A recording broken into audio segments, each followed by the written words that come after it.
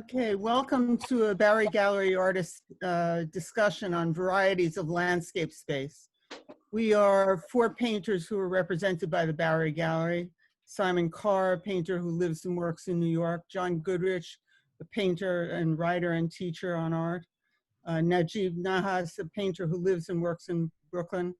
And me, Deborah Rosenthal, a painter and writer on art who lives and works in New York and the Catskills.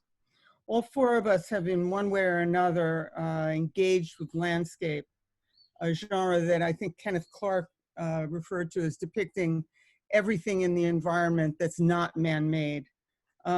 Each of us has chosen a few paintings by painters we are interested in to show and discuss, and then we'll leave open for some general, we'll leave some time open for some general discussion and Q&A. So we're proceeding in alphabetical order of names. So Simon, take it away. Can I see the first? This is a painting by Millet. When we were asked to do something like this, I think the first thing that we do, that one does, is reflect on what you're doing at that very moment and the artists that are most important at that very moment. So I don't think any of us are thinking in terms of the greater glory of the Valhalla of art as much as we're thinking about what are we looking at today. I'm painting landscapes right now. And who am I looking at? And what am I looking for? And what am I trying to steal? Millet always, in almost any variety of paintings that I do, Millet is one of the artists that I come to first. It's a church, a priory. Not in where we associate, if you're a fan of Millet, you associate him with Barbizon, with the Fontainebleau forest south of Paris. This is from the region he's from, Normandy, where he often traveled to later in life. I think the things I wanted to talk about in the paintings today had as much to do with creating the sense of space and creating the sense of volume using large shape rather than line, right? But in someone like Millet, constructing shapes that also contain textures that slow down the passage of the shapes. So as you move from shape to shape, right, the textures hold your eye and move you from one texture to another texture to another texture. So as you go from the foreground on the lower left into the darker areas above it, then into the lighter areas and across, probably early morning. You're working from warms to cools. This painting, by the way, is in Boston, and obviously looks 100 times better than this. You're working from warms to cools, right? And you get to see one of the not just extraordinary things about Millet, but I think about all the artists that I chose, is they're focusing on the ground, right? And breaking up the ground into a series of shapes, a series of textures, a series of colors, right? So, I mean, really, if you were in a landscape painting classes, your professor would say, what are you doing, right? But you would crop it off somewhere right around that white bull. But Millet is focusing on those textures. He's focusing on the ability to hold the surface of the painting and then drop back into space, then come back again with the textures and drop back into space. The whole painting, the stuff of the painting, right, is the stuff of paint, is the stuff that everything's constructed of. So as you look at the foreground, the rocks, into the earth itself, which was, if you know his paintings, was a deep concern, a profound concern of him, which is, many, many paintings where you're just looking at the ground. So you come up through the earth there into the building's made of the same stuff as the earth, and then up into the sky, and the sky pulls you forward again. You're all familiar with this because you've all painted, I think I can safely say, that you've all painted landscapes. So you're familiar with this idea of a landscape moving in and then moving out, moving in and then moving out. So as you move from that foreground through all those textures, the fascinating thing to me that he's doing in a painting like this is holding your eye just a little bit longer. So as you go through the second time, this clouds hold your eye. There's a texture in the clouds. There's a texture as you work your way forward. So that plane in the center ground there, hold your eye just a little bit longer because there's those rocks and there's those textures. It's almost like a culinary kind of an experience. You're tasting your way through that. And really, it's only the third or fourth time through the picture that you begin to pick the figures up, right? The figure on the center left, or the, I guess, milkmaid bringing the cows out, yeah? So what I wanted to focus on was that idea that the painting breathes in, breathes out, but it allows you in the context of that again and again and again to walk through these enriched areas, to walk around these enriched areas and begin to sort of appreciate them and savor them, right? In very different ways than you do when you're just looking the first time. I wanted to point out too, I mean, he's a big enthusiasm of mine at this particular moment. I wanted to point out how rarely he paints blue skies, right? Very, very often you'll see a sky like this blasted up, right? So you get that sense of rising up through the sky into those clouds above and then pulled forward again by the dark foreground, right? It really, I love that quality in landscape painting where you're sucked into the space, brought through the space, manipulated through the space, and then you breathe out again and you go back in again. All right, let's try the next one.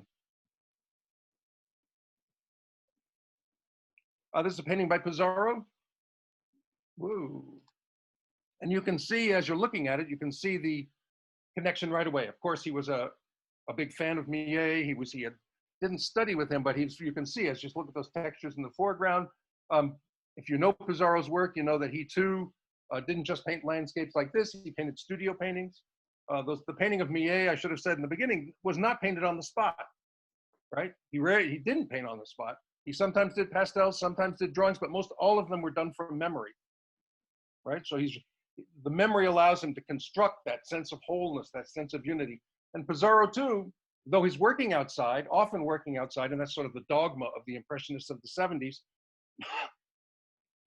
he's bringing the paintings back into the studio and reworking them. If you read his letters to his son, Lucian, he talks again and again about bringing the painting back into the studio and maybe making some of it. So making something of it. So the painting, in his mind, there was nothing stopping him, right? As there may have been for Monet, where if you messed up in the studio, you were away from that perfect sensation. So again, perspective is being used. There's nothing frightening about perspective, and there's nothing evil about perspective.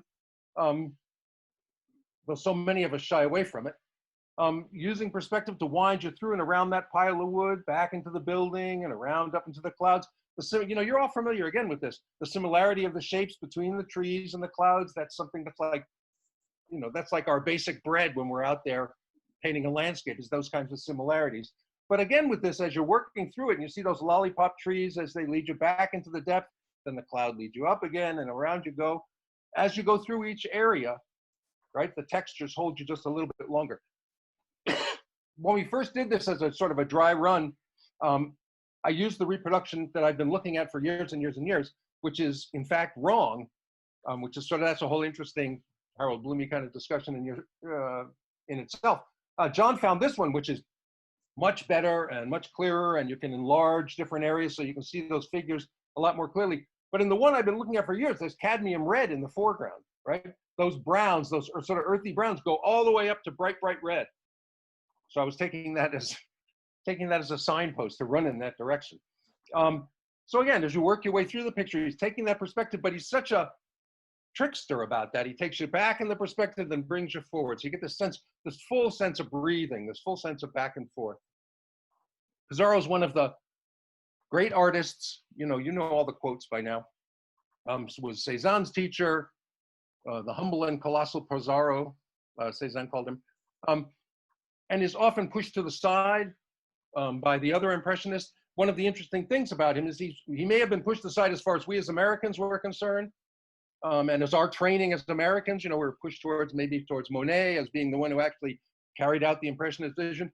But if you were in school in London, say, anytime during the 20th century, Pizarro would be held up as a great master of composition in a traditional sense, great master of composition, a great master of color, a great master of construction, right? You can see what drove Cézanne crazy is he takes these organic forms, right? The form of the road, the organic forms of the earth, right? And he plays them against the geometry of the buildings, right? The geometry of the wood against the geometry of the ground, geometry of the building against the organic shapes of the clouds, right? And like with so many things, Cézanne took that kind of indication, right? That same kind of textural indication and carried it to an extreme, which may or may not be worth talking about by the end of his life. Hands go up. All right, let's go to the last one. I think I've almost used up all my time.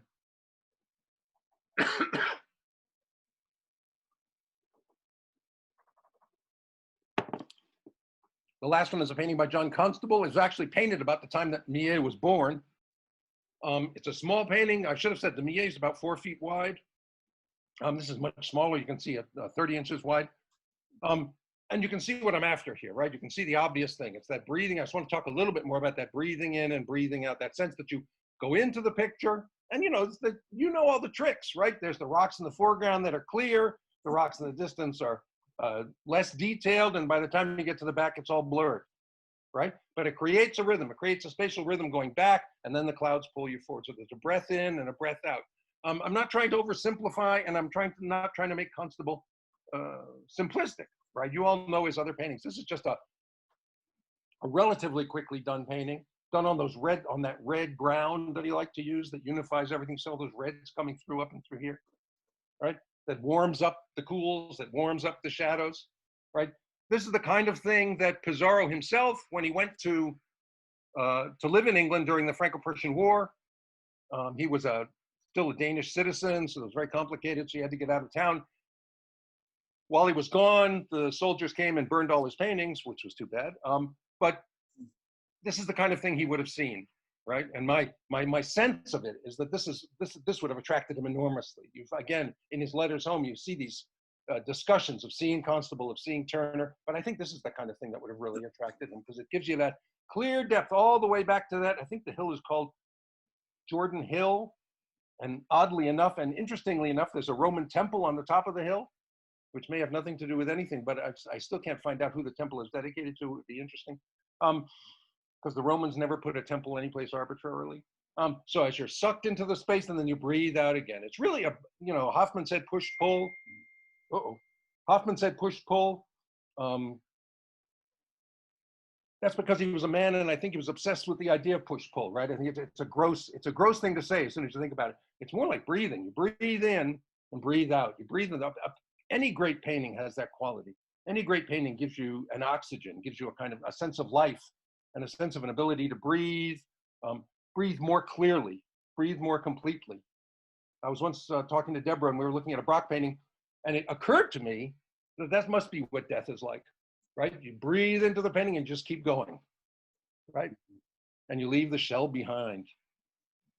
Okay, I think that's probably a good place to stop. I don't know if that was 10 minutes or not. I lost everything when I changed rooms. But if you want to go ahead, I think John's next. Oh, okay. Should I go then? Okay, good. There's that Rembrandt dry point. Okay. Actually, I'm going to overlap with Simon quite a bit. Once someone described me as a formalist, and I think I did that on the basis of my writing as well as my artwork. But I don't like the phrase. I'd rather think of myself as an enthusiast of the life of forms, of their rhythms or spontaneous intervals. So I'm not interested in the idea of forms, of making a form for the sake of making a form, but of the way they actually work visually. And my feeling is if you place forms feelingly in a composition, so one leads to another, they gather at certain speeds or slowing at other points. If they cohere in details at certain other points, then you're really an artist. You're seeing something complicated, something very dimensional and spacious and infinite in real life, and you're transforming it to the language of painting, which of course is finite, flat, and fixed. So you're making a moving, infinite world come alive in the language of painting or drawing, which is flat and finite. Now in this print, it's actually a dry point done, and Rembrandt was in a habit of walking around the neighborhoods of Amsterdam, and he drew, he saw. In this case, he might have drawn directly on a plate, or perhaps he did a sketch, then worked on a plate back in his studio. But there's something wonderfully immediate about it. So many artists have said that you want to learn to paint to see things like a child. You want to see things as if for the first time. And Chardin said that back in the 18th century. Cézanne did, Bonnard did, Matisse did. And here, Rembrandt certainly does that. He sees this in all its spacious, extraordinary phenomena, the whole thing. And it's all in a tiny print, about 8.5 inches wide. So he managed to give you all that spaciousness of life in this little tiny image. But now we're so accustomed to seeing landscapes in real life and in reproducing paintings and prints that we forget our drama, how dramatic it is. But if you remember, the horizon line basically divides our world in two. There's stuff, the horizon line is our eye level. You look up at stuff above it, you look down at stuff below it.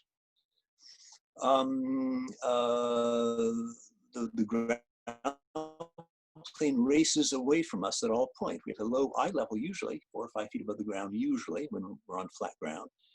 And the ground plane gets dramatically compressed. It becomes a series of horizontals leading very rapidly into space. We take that for granted until you see like a child, and then the full remarkableness of it strikes you. And Rembrandt has very nicely captured that. So he's got the recession of that ground plane in maybe 1 inch of a strip of space along the bottom. He's shown how things grow out of that ground strip, and not in a passive way, but in an active way. So it gives you a feeling of the sprouting of trees and the sturdy looming of the cottage at the center, and the kind of rounding, hunkering haystack at the right side, the left side, and then the soaring dark tree at the right side. So nothing is just described, it's felt as part of an overall set of rhythms. All of those forms growing out of that speeding ground plane that slips away within a ½ inch, way back to that distant steeple. So Rembrandt doesn't simply indicate objects. His genius was to exploit the rhythms and intervals to characterize how they erupt from the ground plane. And he's so interested in just those connections of space, the ones you see in a natural course of a day. So the distance from that little milepost, I think it is in the lower right corner in the middle of the road, to the fence post above it, and then to the steeple beyond. You get that whole passage in space, close together on the paper, but really so remarkably positioned in space. So I get a sense of looking at this, that the forms are almost self-generated, and they're generated as I look at it. I mean, it's feeling of experiencing something for the first time. I get to experience it with Rembrandt, if you like. One of the interesting things is that Rembrandt actually would take his students along these drawing excursions sometimes, and there actually are drawings by his students to the same motifs. So comparing what he did to what the students did really shows how special his drawings were.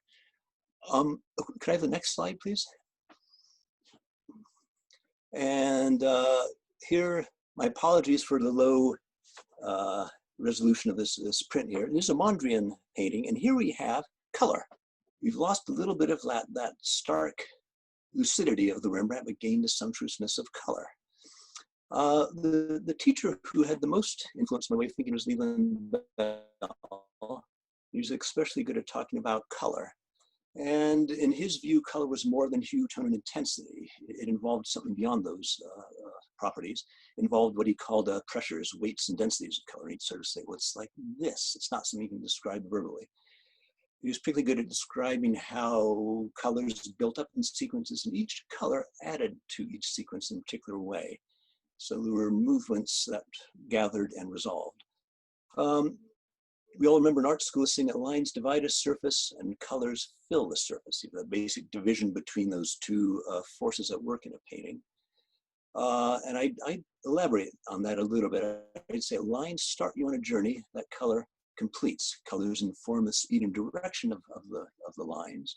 Colors fulfill the drawing. They tell you why you've moved in a certain way. And in the most intensely real images, those opposing energies of colors and lines work together. They take you through those first broad gestures to the resolving details. So it's interesting to think that Mondrian was another Dutchman after Rembrandt, and here he's working 250 years later. You do get a sensation of movements of color. And again, not passively observed colors, but colors that actively press upon the surface. So the lightest warm is at lower right. You follow up that winding path that goes through the dark green, the water, a light distant green shore, and then the very lightest, coolest moment of the painting, which is the distant sky. So that one little narrow band, it's like 4 Rothkos put together. You have an entire passage in space from the foreground to the distance. And it all happens with color, and of course the color is steered by drawing in a certain way. You have interesting things happening where there's that barge, that grayish, greenish thing at center right, same shape and size as that green cove of trees, copse of trees in the very back, and yet they're so different. That barge is kind of lightly buoyed by the whites around it. That tree, the row of trees, the distant forest, so having such finality as it sounds that depth. So color gives them a whole different role, even though they're the same size and shape. Or color says something about how that pole, I don't think it's a telephone pole back then, but there's a pole on the left.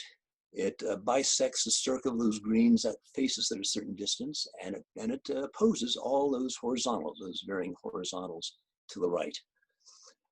So he's seeing how they all fit together, all those different directions of lines, swellings of colors. And I think it tells us that by the time he ended up being the Mondrian we're most familiar with, the one doing those grids of red, yellow, and blue squares, it wasn't just a statement of style that he was doing. It was actually what he felt was a completion of a lifelong story, seeing how colors and lines work against each other and together make an energized image. Okay, could I have the next one, please? Okay, this is Corot, and if you've been to the Walters Art Museum in Baltimore, you're familiar with this. It's a big painting, about 6 feet tall. It appeared in the Corot show at the Met maybe 20 years ago. And paintings like this, to me, seem like complete fulfillment of what lines and colors can do. Rembrandt's drawing dry points, shows what lines can do. Mondrian's landscape certainly shows you a lot. This does all that and more. So I find this does for me what Titian, Courbet, Giotto, all those painters do. Really complete realization of what colors and lines can do. Now there's a story to this. There's a narrative, of course, it's Saint Sebastian. For me, the story becomes resonant because there's the story of colors and lines. There's a storytelling, victorial storytelling, which brings out and runs parallel to and brings out the depicted story. And really quite does so dramatically, I think. You have this sweep of the two sides of that bright triangle of light coming down and continued by the tree trunks, and they continue all the way to the bottom, where you have the one pale bluish, cool horizontal of the fabric. It arrests that long movement down, and then you have all that complications of the figures, these swaying, arcing forms of the figures rising above the space immediately above. So your eyes are immediately brought down to that point, and then you get the complications of the figures. And it's all done with colors, bringing out the movements of color, movements of lines, large gestures resolving in small ones. He can use detail, and I think in a very powerful way. So if you look at how the faces of the two women, how they're the culmination of the rising forms of their figures. Or if you look at, there's those tiny horsemen, they're actually the departing archers, having shot Sebastian, they're departing. They're in that bottom crook of the sky, and they form such an intense, right there, thank you. Thank you, Nagib. That intense punctuation of that big sky, and those little notes against that great triangle of the sky and the foreground so poignantly describes intensities of scale. If you look at the arrow, there's that one angle of the arrow being extracted from a Saint Sebastian soldier. It so poignantly paces out the difference between the top of that bank of earth in the foreground and Sebastian. It really gives a sense of measure to everything, a sense of large and small, of moving and then holding. So you get the feeling that the whole composition in a way centers around that small but critical moment.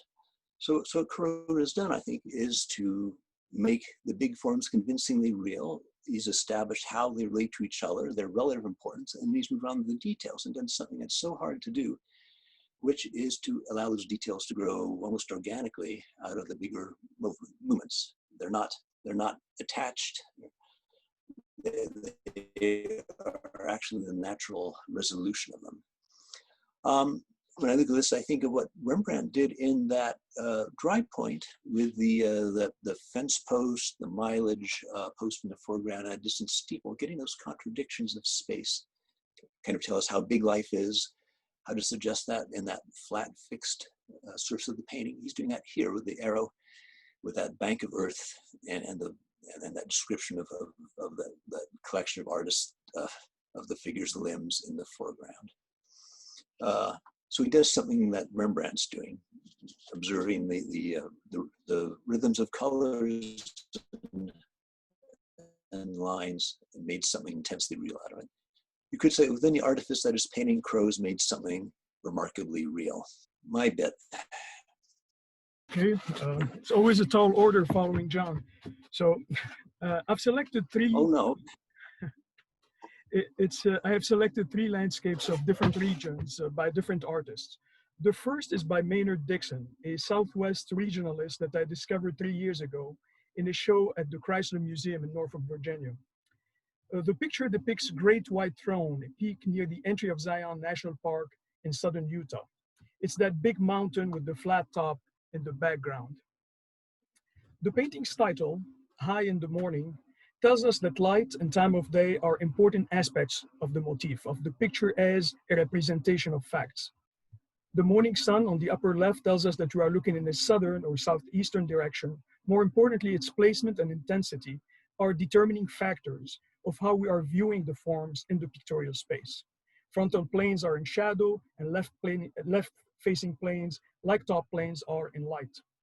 What interests me most in this picture is the analytical way with which Dixon depicts the forms and constructs the space from foreground to background. It's a structural approach to drawing. In the foreground forms, the planes serve as steps that lead the eye downward to the first gorge or canyon that separate us from the forms in the middle ground. On these steps, he finds or he places trees that give us a sense of scale. We recognize the immense size of the forms and space that we are looking at. This analytical approach is most evident in the middle ground, where the orange-colored form is depicted with great sensitivity to its planar structure. Our eyes can follow the bends and cracks of its surface through the precision of the lines and the tonal relations. The light also helps separate this form from the background masses, which we see behind them after crossing that second big gap or canyon. We then move to the background. Because they are veiled in shadow, the colored facets of the big frontal plane of the forms in the background have to be indicated through a cool and narrow tonal range.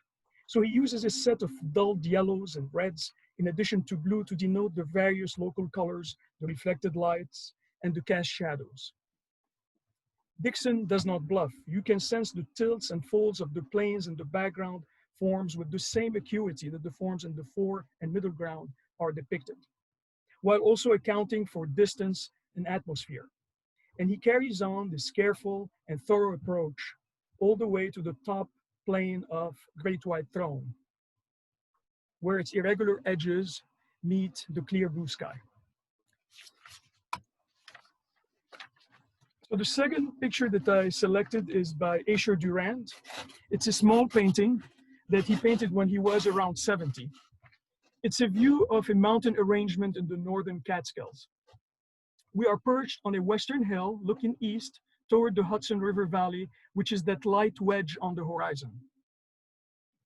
What originally interested me in this picture is that unlike many Hudson River School paintings, which tend to make a rhetorical statement about the great American landscape, this picture struck me as a realist representation of a landscape at hand, without sunsets, sunrises, or other flourishes. It has the look of reality, a believable representation of our northeastern region. There is a saying of Durand to his students that I like. He said, paint and repaint until you are sure that your picture represents the model, not just resembles it. A representation, therefore, is more than just a resemblance. It's not a simple transcription either. I don't believe that Durand is just transcribing the arrangement of the forms that he was looking at. I actually think that he was giving nature a hand in this picture. Something about the placement, the angles, and the movement of the masses is too pictorially right for me to believe that these are things that he was just passively copying. Like any good pictorial representation, it's probably a reconfiguration of facts according to the principles of design and composition, balance in particular. Having said this picture is clearly based on a sustained study of the topography of the land that he's depicting. You can see the planar structure of the mountains, particularly the hilly surfaces of that mountain on the left, which that yellow S-curved road leads us to, as well as the valley on the right that leads the eye downward, starting with where those cows are grazing in the foreground and down in steps to the creek at the bottom of the ravine where the Catskill Falls are depicted.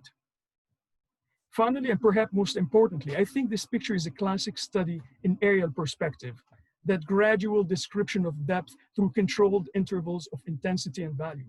As we move from foreground to background, yellows and dark greens transition to dull greens, then violet grays. And then you end up with those clouds and that luminous sky.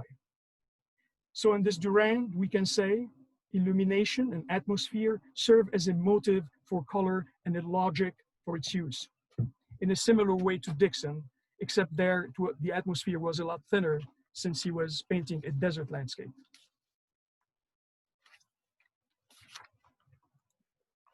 Okay, this is the third painting that I selected. It's a view of Tangier from the seashore by Delacroix. It was painted when he was about 60 and staying in Normandy, which is where Millet was. It's a painting done from memory with the aid of a sketch that he had done 25 years earlier when he visited Morocco. The boat and the figures in the foreground are an imaginative addition. The dark mountains in this picture that rise directly from the sea are not fiction, but like Gibraltar itself are actually what's there.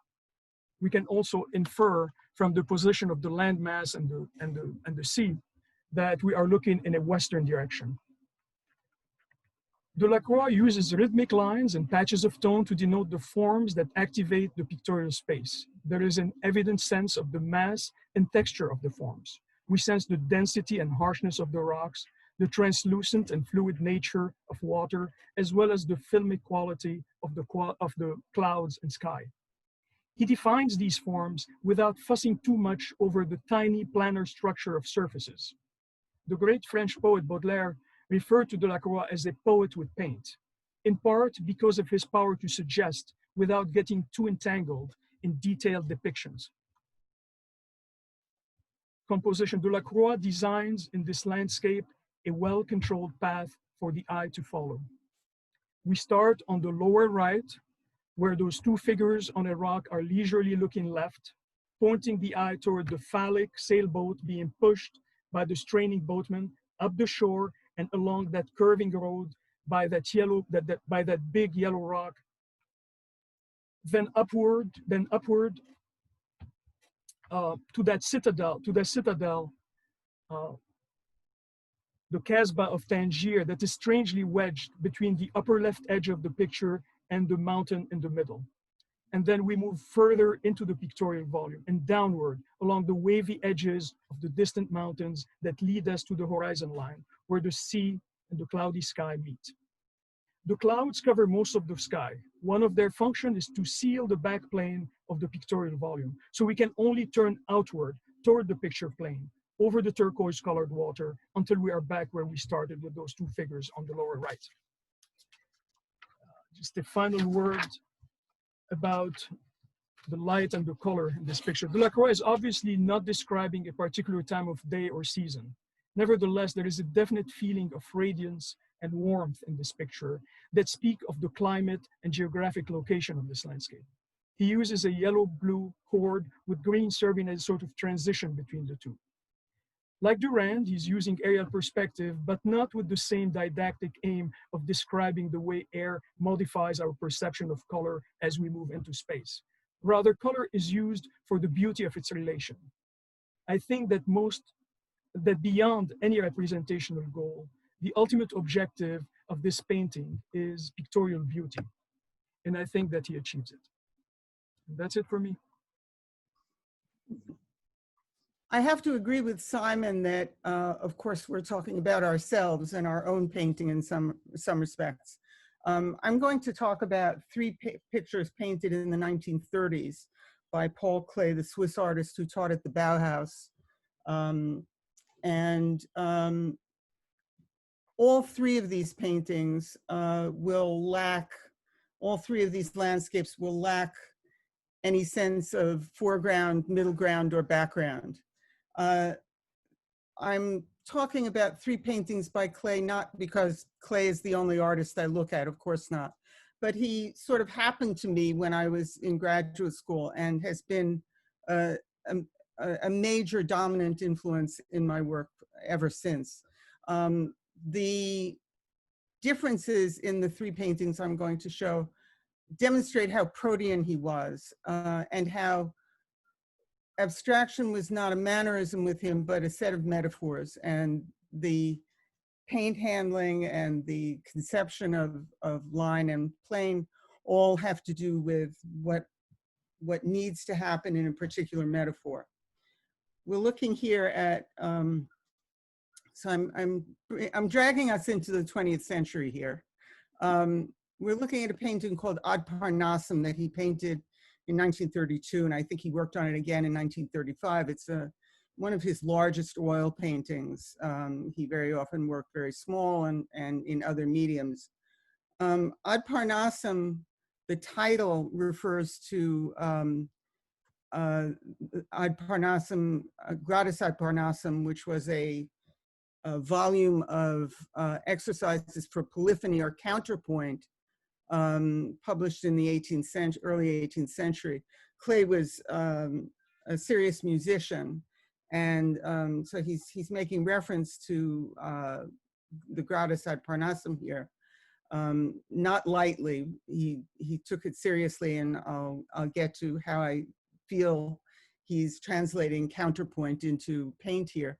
But I want to say also that another tip that he doesn't quite give us is to say Cézanne, because there's, it's impossible to think about this mountain that dominates this painting, and the sort of suggestion of aqueduct below or viaduct, perhaps without, at least for me, without thinking about Cézanne. And knowing that Cézanne lay at the root of the Cubist ideas that Klee then incorporates and builds off in paintings like this. So polyphony, counterpoint. This is a painting whose surface is entirely covered with little rectangles, little tesserae. And of course, that's very similar to the stroke that we know that Cézanne uses, this rectangle, this pad of paint that's parallel to the picture plane. Only here it's become the entire stuff of the painting, the entire surface of the painting. You don't see, by the way, in this reproduction, it's hard to see that in the sun, which is up in the sky there, in the orange sun, there are also visible little tesserae, little mosaic tiles.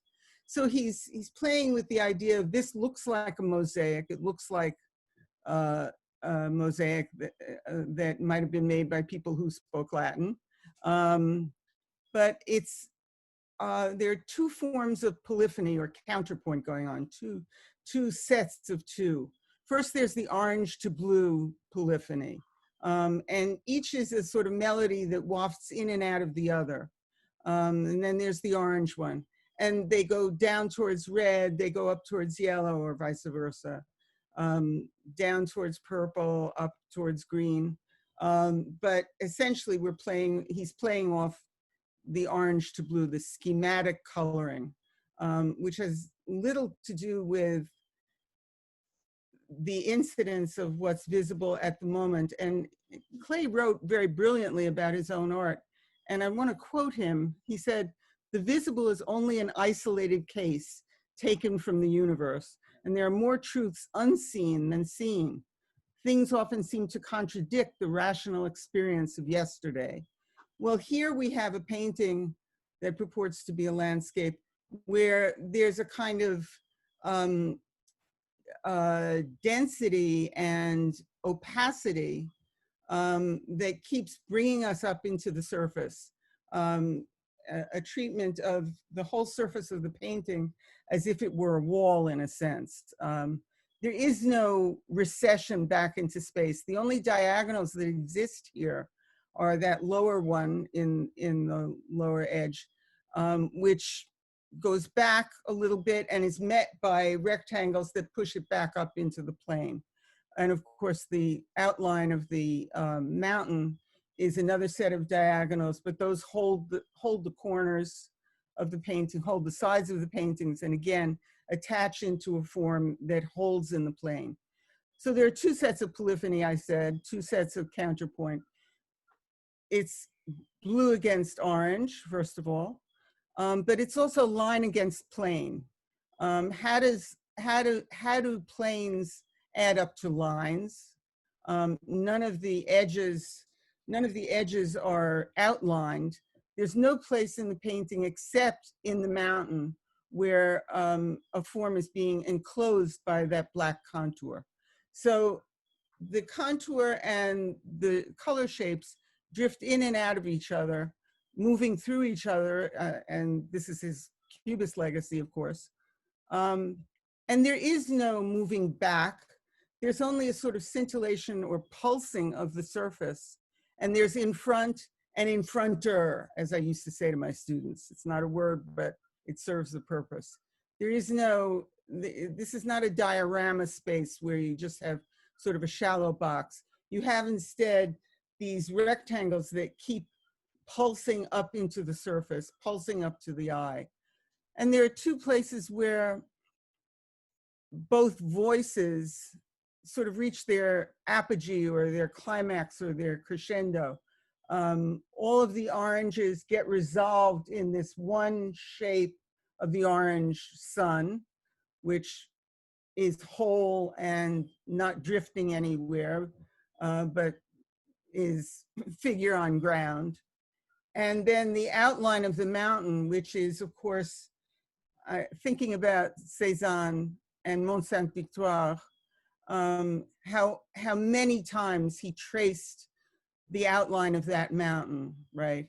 And here's this mountain, which is a simplified version of mountain, but almost a universal sign for mountain, these two diagonals, and then the lesser diagonal that cuts across the plane.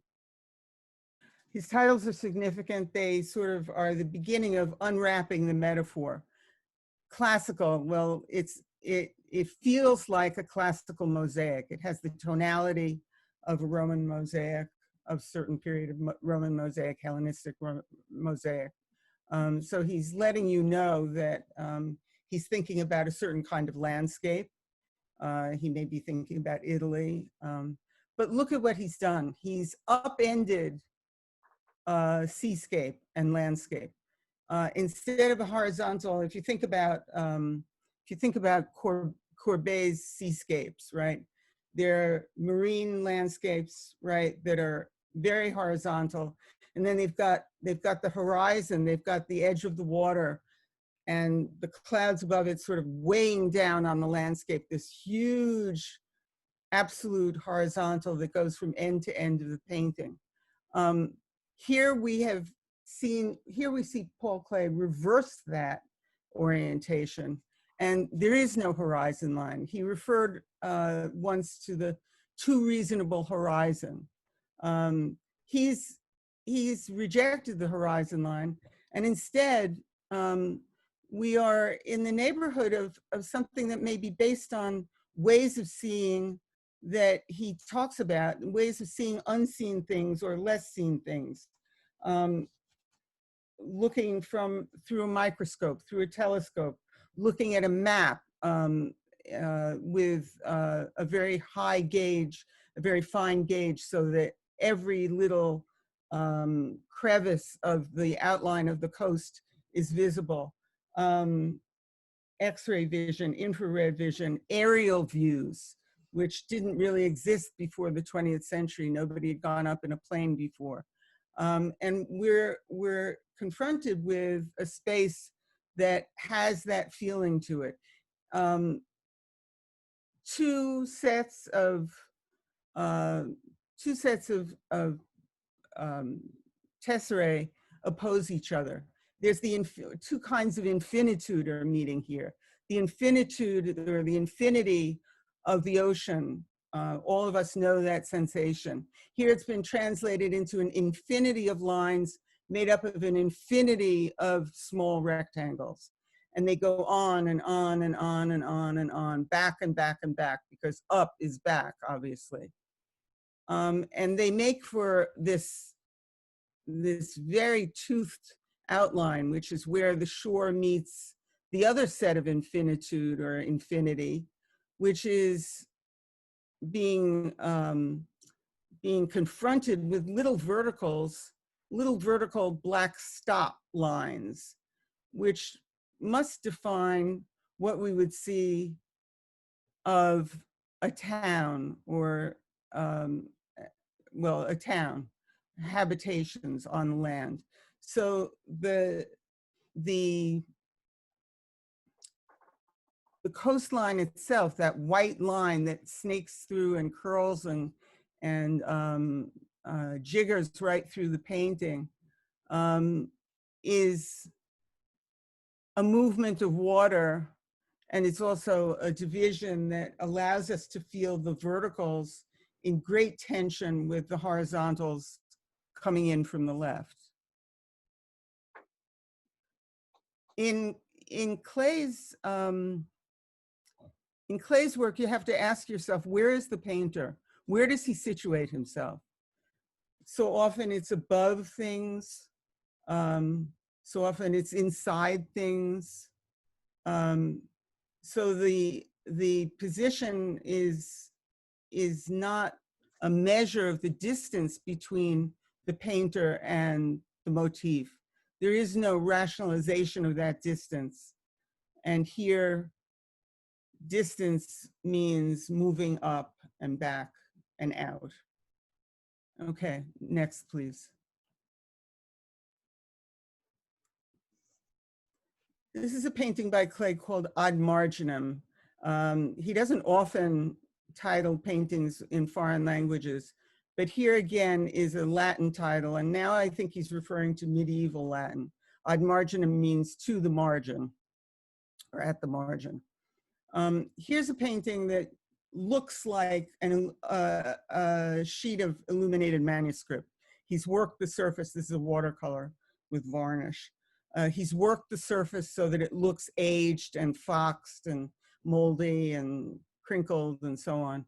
And at first what we feel is, okay, we're standing there and we're looking at what's probably the sun. But why play at the illuminated manuscript? That's a hint to us, it's a clue. And the more you look at this painting, the more you'll see why that's there, why the title and why that reference. The margin, of course, is everything around the edge. And down below, there's a letter U, which we can read, and there are some eyes and some strange creatures growing out of the margin. But as we move up the sides, our orientation changes. We switch direction, and when we reach the top, we see there's a bird who's upside down, or seems to be upside down. That's if you keep on reading the painting as a conventional right side up painting. But in fact, look, and he allows you to do that on some level. There's a tension between what he's doing that allows you to feel rooted on the ground and looking at things that are looking back at you right side up, and a tension between that and something else that's happening here that's very intriguing. I can read this painting more or less conventionally, because the sun is higher up it's not really in the center. When he calls it to the margin, you think, well, where's the center? Clearly the red shape is the center of the painting, but it's literally not at the measured center of the painting. It's a little higher up, as if it were in the sky. And yet, the margins have things growing up out of them as if the right side were the ground plane, or the left side were the ground plane, or the top was the ground plane. And you begin to think about, again, about illuminated manuscripts where there is an infinity of entwined shapes, right? And at the margins, by the way, in medieval manuscripts are crazy creatures. The margins are where the profane and scatological and crazy, erotic and bizarre things were put. So sometimes the margins were more intriguing, perhaps, than the center, the main message of the center. Well, here the sun is making things grow all the way around the picture, but also we are being directed to rotate. And in fact, what happens here is that this landscape, because it is a landscape of sorts, allows us both to stand and experience the landscape right side up, and also to feel in ourselves that the rotation of the painting is the rotation of the earth. That's it for me. Okay. Yeah, I think Open we're going to open it up to questions. I have a question Ready. for Deborah. What do you think that the Ad Parnassum painting is somehow that Clay was aware of the Debussy Dr. Gratis Ad Parnassum? Was that something that he might have been aware of? That's a good question. I was actually thinking about that the other day. Probably, I don't know for sure, but he was a very serious musician, and sort of aware of what was going on in music of his day and music of the recent past. So probably, I do think Ad Parnassum, I think it's generally agreed that the Gratis Ad Parnassum, the 18th century polyphony text, was the key to this painting. Clay wrote a letter back to his wife talking about this painting and referring to strict polyphony. So I think the Gratis Ad Parnassum clearly was the key to the metaphor. But yeah, I would imagine he was aware of the WC. Well, because it also has that kind of rising, repetitive quality in the music of the more recent Debussy. Yeah. More questions? Good question. I have a really quick question for Simon. Yes. So I just wondered, I'm curious about, I guess I was intrigued by the comment about Millet not painting blue skies. Would you attribute that to, I mean, I know he did use a pretty muted palette, but would you attribute it to the quality of light he wanted to get? Or is there, I just wondered what your thoughts are about that. I don't know, that's an interesting question.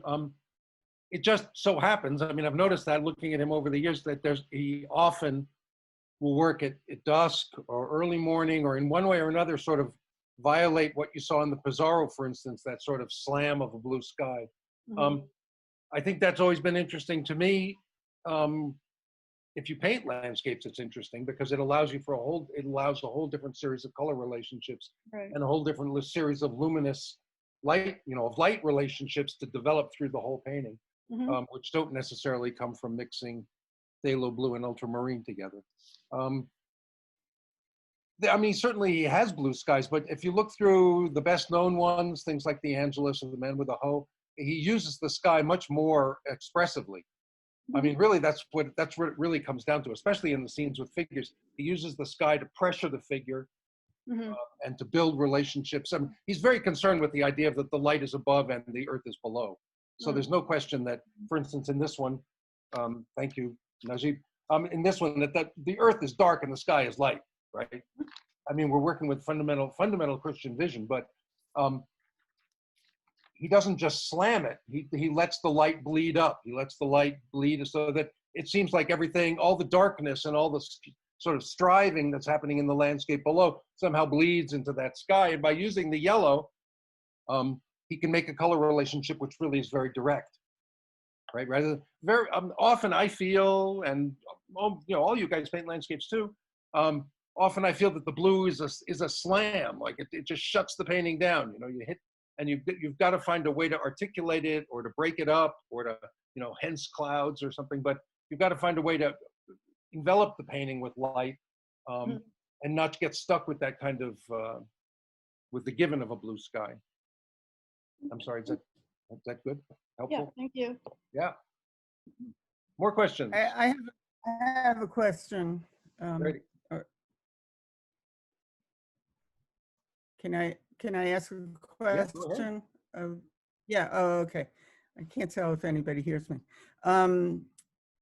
I quoted that Kenneth Clark thing as a slight provocation, where he says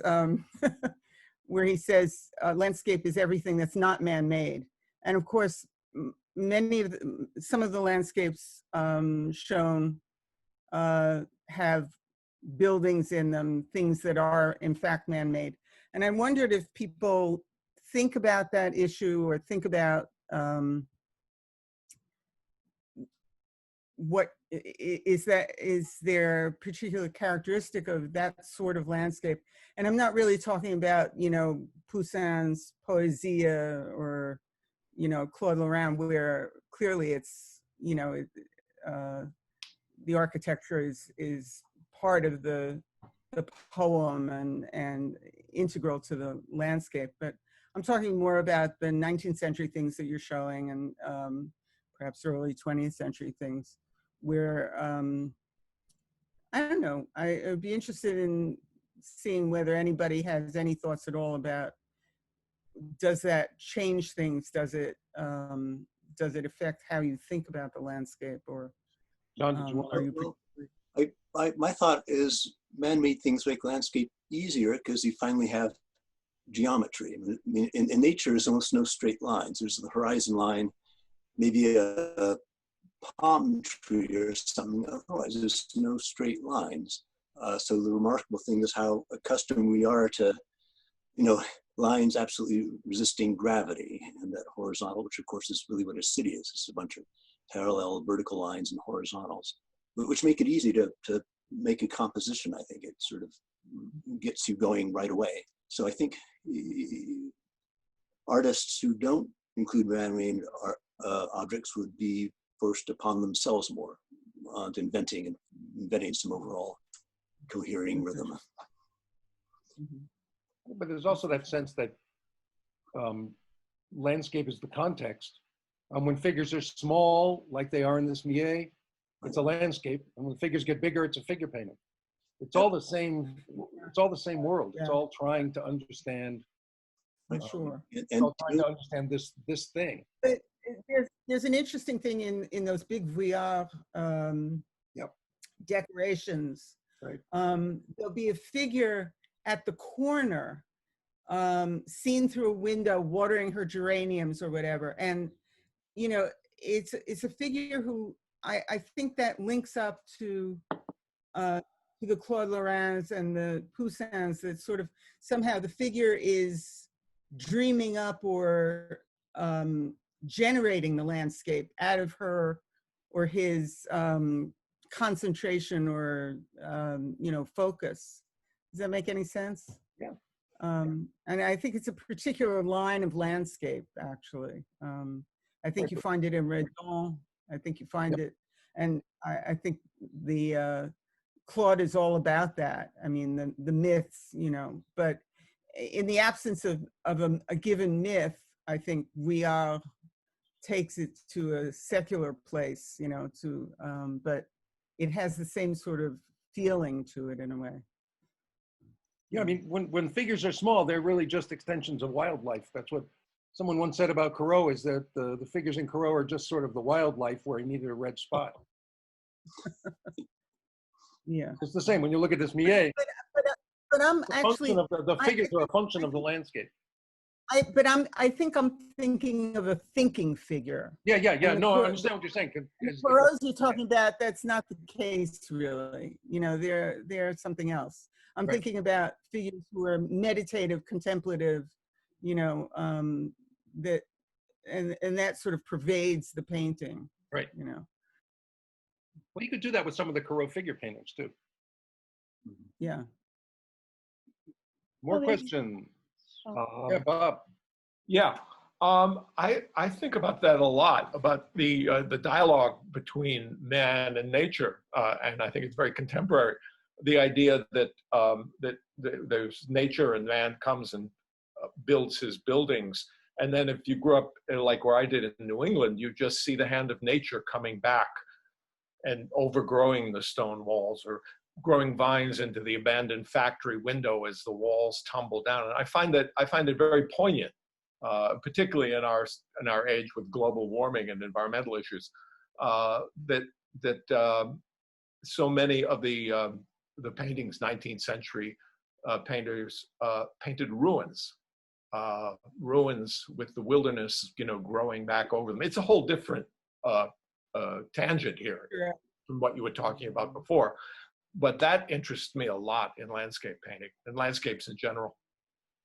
Well, there's also one other issue which has to do with nature overgrowing human settlements, which is a really interesting account of an anthropologist who lived with the pygmies in South America for a couple of years.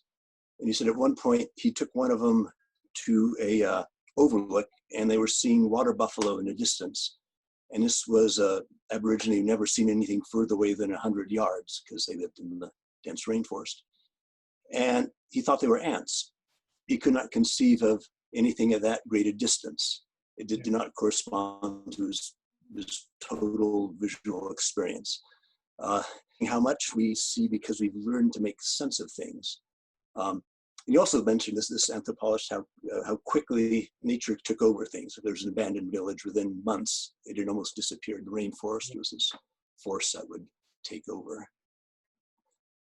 But yeah, I do think we need to see, and it's part cultural, it's part personal experience, but it's very hard to get outside of our habits of seeing. Well, you can run with that and say the landscape becomes a sort of function of being. Is that it's all somehow being. It's all somehow the place we are, and the place we fit, or the place we move in, or the place it becomes a sort of an encapsulation of the experience that allows us for a moment to pause on the experience of being in the world and understand more deeply being in the world. And we're more or less vertical. We grow out of a single cell. Trees grow out of an acorn. We resist gravity. That's how we spend our lives. You can measure our growth by our height. And we occupy places on this plane. So visually, it's an intense experience we sort of are part of, I guess. But what you said about that too, about those learned experiences, a lot, we play with that all the time when you're painting a landscape. You put a little spot of paint, and you indicate this is a cow, or you indicate this is a rock. And when you look at it, it's just a schmutz. Right? But what we know how to play on the learned visual experience. I think we learned that when we were about 3 months old, but I'm not sure. Yeah, that's probably true. We have a 9-month-old in there. In the vicinity. I just had a comment about the paintings of Paul Klee. It's something that when Deborah sent them out, and I was looking at every one of them, especially the first two, but actually all three of them. To me, what actually caught my attention is how a lesser artist could have made a career out of any one of those paintings, but just using it as a template for doing more like say Ad Parnassum or like the Classic Coast. It's something that really struck me the most about is that I think this is like probably the only one that he did in this manner. And then, he moves on to something different. It's something that also when we were looking at Mondrian, I also was very struck by that, by the degree of change between pictures, and that they do not settle on a certain solution and just keep repeating it. I know this is outside the topic that we're talking about, but it's something that really struck me. No, I think it's an interesting observation and true.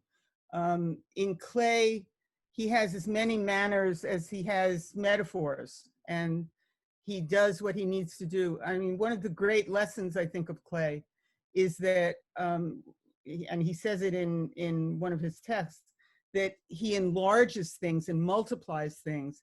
It's not abstraction as reduction.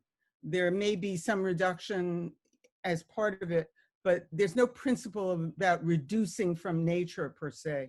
In fact, he will look through a microscope or a telescope or look at an infrared diagram, all sorts of things like that, in order to multiply the possibilities. I mean, if you think of a human figure as having a skeleton and then a clothing of flesh, I mean, you've already thought about two ways of thinking about that figure.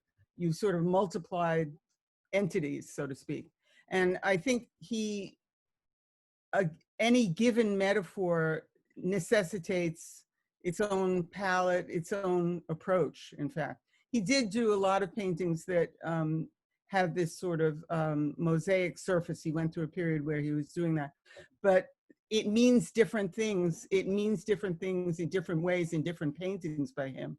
And he's an encyclopedia of metaphors, really. I just want to So encourage, if anybody else has a question, if you go to the upper right-hand corner of the image of your little photograph of yourself and click on it, you can unmute yourself. But I just want to encourage anybody else who might have a question or comment or catch one of these speakers out. Out where? Say something unpleasant to get you guys going. We don't get out much.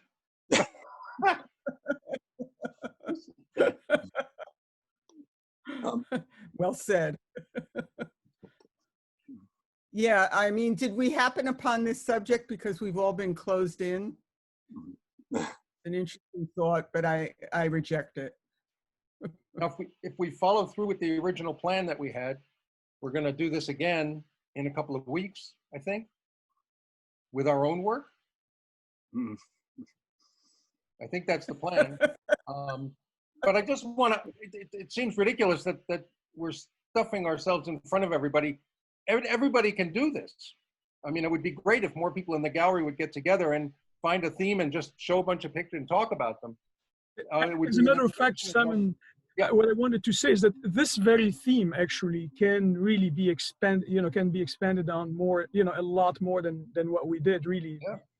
Because really you can the theme itself of varieties of landscape space, I mean, we can talk about all sorts of different spaces, different places, maybe plains, mountains, there's like a huge variety of approaches or of different periods. We restricted ourselves a lot in the periods that the type of paintings that we selected.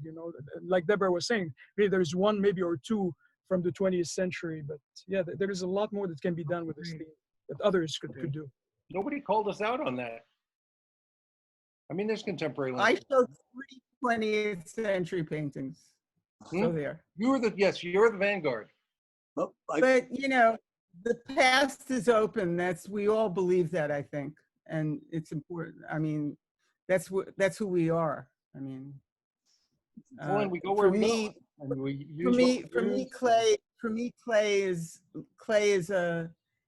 Clay unlocks a legacy, a different past from other painters, some other painters. Yeah.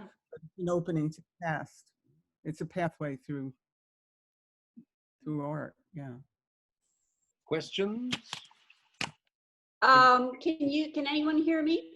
Yeah, we can hear you. Yes. Okay, all right. This is Suzanne. I had a question or a comment, an idea for Deborah.